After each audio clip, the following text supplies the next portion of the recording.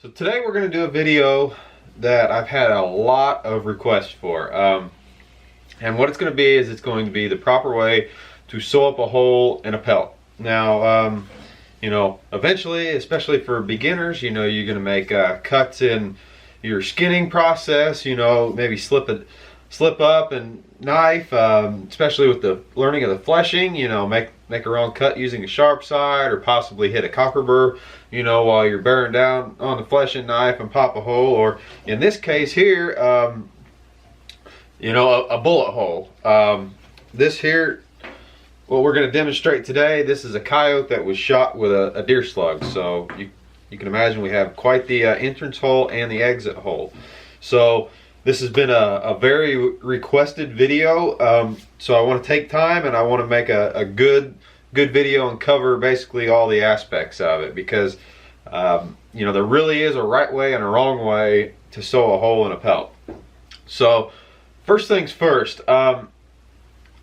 whenever we're talking about sewing holes in a pelt, if you guys have watched my otter boarding video, you'll see I sew basically the front legs. I sew those shut. Not that it's completely necessary, but how I sew those, where I just go around the circle and basically cinch it tight due to the fact that the leg is almost a circle. That's not necessarily the case on how we want to sew up these holes per se in other critters. 9 times out of 10 our hole is going to be horizontal. And I say that because if you're skinning a critter, you're cutting this way. So our hole is going to be horizontal to the critter. Same way with the fleshing. Naturally, if you want to cut it, he's on the beam, so our hole is going to be horizontal. Now, it's not going to be usually a perfect circle. Yes, you can form it into a perfect circle, but usually a hole that is cut is not a perfect circle. And in my experience, I found it's not necessarily beneficial to sew up a circle. And I'll show you whenever I get this coyote on the board, and I'll show you in better detail. But it's a lot easier to sew up a football shape than it is a circle shape. And what I mean is, if you have a circle, it's very hard to find 2 points exactly halfway and then sew across. Usually you end up a little off center, and you end up with bunched up fur on one side or the other. Whereas if you sew a football shape per se, like an oval, you've got 2 points at each end that you can start and stop at, and the fur will bring together. This is the exact same way that the guys making coats will sew up holes in pelts. They will basically cut a football shape, sew it together, and they'll go from there. So that's what we're going to do with this coyote. Now, I also want to talk about hole size.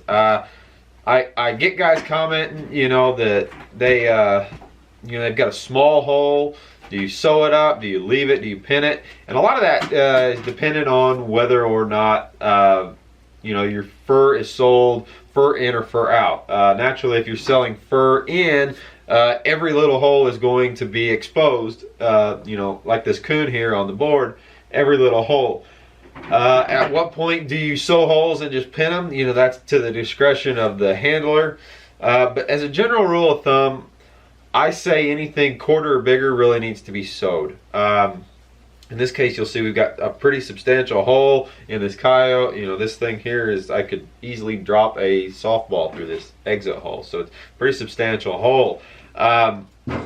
Whereas, the entrance hole is not quite as big. But also, you want to take into consideration, these pelts are going to be drummed. Your fur out pelts are going to be drummed if you send them to auction. And what I mean is, whenever they get them, they put a whole bunch of them together, put them in a big drum with some a cleaning agent, usually sawdust or something, and they'll spin them round and round. So if you have a hole, you may be able to board this coyote, say, and not be able to see a hole. But whenever you get a whole bunch of them spinning round and round, there's a good chance that coyote may open that hole and he may rip, and that's no good. So what we want to do is we want to sew anything, like I said, on average bigger than quarter sized, and that will prevent that from happening during the drumming process. So we'll switch angles here, and I'll show you what we got going to. All right. So what I've done here is I've put this coyote on a board, and what this has allowed me to do is, you can see I can now kind of orient the way the hole naturally was formed, and I'm also able to use pins to kind of secure my work. Now, naturally, I've already fleshed this coyote, and you know, it's very hard to get all the way up to the edge, and it's a jagged edge. We want a good good square edge to go off of. So what I'm going to do is I'm going to go ahead and I'm going to take 4 pins here, and I'm just going to kind of stick them in an area here of the board that allows me to kind of, you know, center around the hole. Now, I apologize for this camera here. I've tried every type of orientation of the camera to get, but my hands are going to get in the way, so I'm sorry. Try to work with me on that. So what I've done here is this hole, it naturally wants to go basically long ways. You can see I've kind of oriented into more of an oval pattern. So what I want to do is I'll take my knife, and you can see that it's a jagged edge, kind of a, you know, where the flesh has been. And what I want to do is I want to go all the way around this hole and just take off just the slightest little bit and make myself a nice clean edge. And I know this sounds like, oh, why would you make the hole bigger? And I'm telling you guys, it's easier to sew something that's got a nice clean edge as opposed to a jagged edge of the pelt. So I'm just going to go all the way around just very carefully. You can see I'm not taking off much at all. The fur coming off looks a lot worse than what it actually is. You won't see any of that once we get this sewed up. Okay, so now I've got myself somewhat of an oval pattern. You know, if it's a circle like that, you can see it's hard to pick a point. We're going to sew this in this manner. Up here, I want to take off just a little bit more.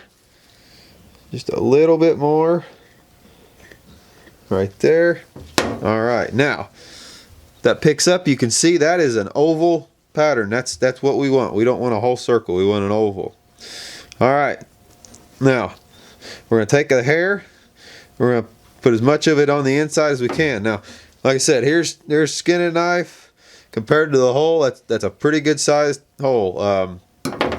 So it's going to take quite a bit of stitching. Now, as far as what to stitch with, you can use a lot of different stuff. You can use sewing thread. You can use braided fishing line, works good. Monofilament not so much, but braided fishing line works good. I prefer dental floss. It works real easy. It's cheap. You can get, you know, what is this, 115 yards for like $1. You know, it'll last you a long time. You do lots of sewing. So my preferred method is dental floss. As far as needles go, this is each to their own. There'll be a lot of controversy out there. You know, some people like a bigger needle. Some people like smaller needle. Some people like a Glover's needle. So I'll try to explain what I feel are the pros and cons of both here. I got a couple examples here. This, you can see, is a very small needle, probably 1.25 1.5 inches long, small diameter needle. This is what I prefer. I've actually taken this needle, I've sharpened it more so than what it came from the factory. It's a small needle, it's what I like. And the reason I like the small needle is simply because it's easy to get through the hide. You know, the bigger diameter, naturally the more force you have to put behind it to get through the hide. Here is another example. Here's a little bigger needle. It's easier to grab, you know, kind of hold on to, but at the same time it's almost twice the diameter of this needle, so it takes a lot more force to drag that needle through the hide. This is a curved needle here. This is similar to like a Glover's needle, where you can, you know, basically take the needle, poke it in, and you can come right back up through the hide. I'm not a big fan of these. Some people like them. This is a stitching needle. It's not a true Glover's needle. True Glover's needles will have kind of a pyramid point, similar to like a trocar style fishing hook, you know, where there's less drag. I'm just not a big fan of these. I prefer the smaller needles, so that's what we're going to use. Dental floss, we're going to get us a nice little piece. Doesn't really matter if we've got you know, too long of a piece. We'll cut that off later. Thread our needle here And we want to start from one end at the point. You can see I'll kind of pull that out. There's our end.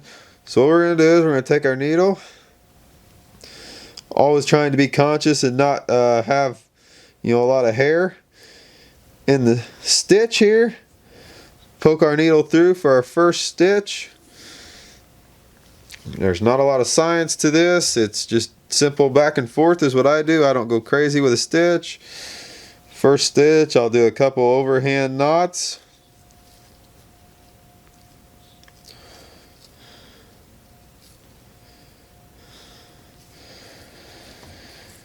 There we go. And what we're going to do is we're just going to work our way back and forth and back and forth and back and forth and back and forth. And you know, it'll take a little bit of time, but if we do it right, we'll have a real nice clean stitch. So cue the time lapse, guys.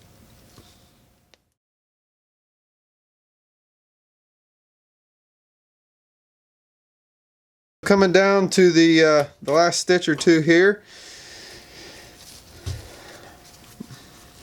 I didn't mention before, but I like to leave about, you know, somewhere between an 1/8, 3/16 of an inch in between my stitches.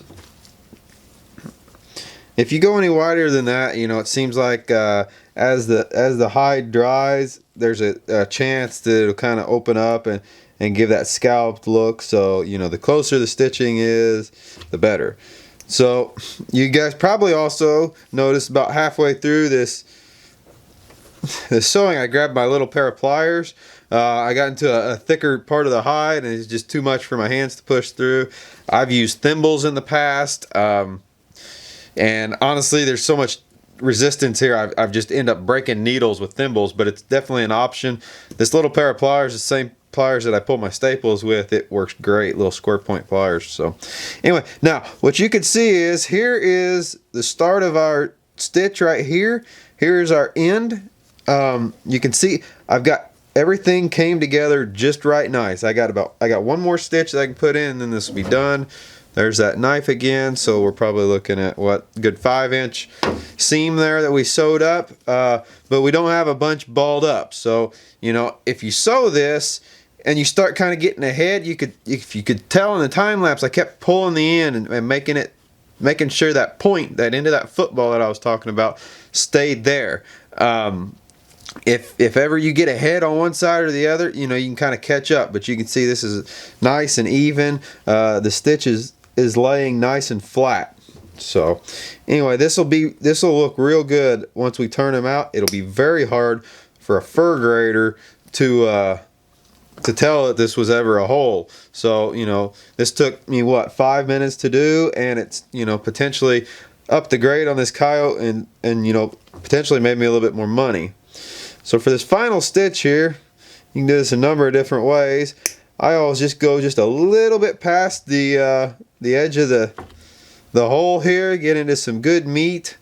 Give my tag end here just a couple loops there. Run my line through there, make a knot, cut it off.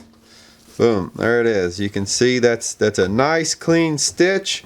I'm gonna go ahead and do this other one. We'll do him the same way. Cut the jagged edge off, make him a football, sew him up, and once we board this coyote and flip him, you'll never know that was there. Alright, so I went ahead and I flipped this coyote back fur out for you guys. Here's the hole, the big exit hole that we still need to sew up. Right above it, right here is where we just sewed. As you can see, all the guard hairs are still there. You can't even tell anything happened there. You can't even tell there was a hole there. You know, like I said before, the hole was as big as that knife. So, you know, we cured that. Do this to this side here, and you know, we'll have a good sellable piece of fur. All right. So anyway, guys, I know this video ran long. I did this intentionally. I wanted to cover as much of the steps as I could. I could have done this in a 5-minute video and had a lot of questions, but I feel like you know, there was enough to cover here that justified the length of the video. So anyway, I really hope you guys took something from this. You can see the nice clean stitch. You can do this on all critters. Big holes, small holes, whatever. You know, from everything, like I said, I would sew anything quarter size or bigger. So, hope you guys took something from this. Till next time, thanks for watching.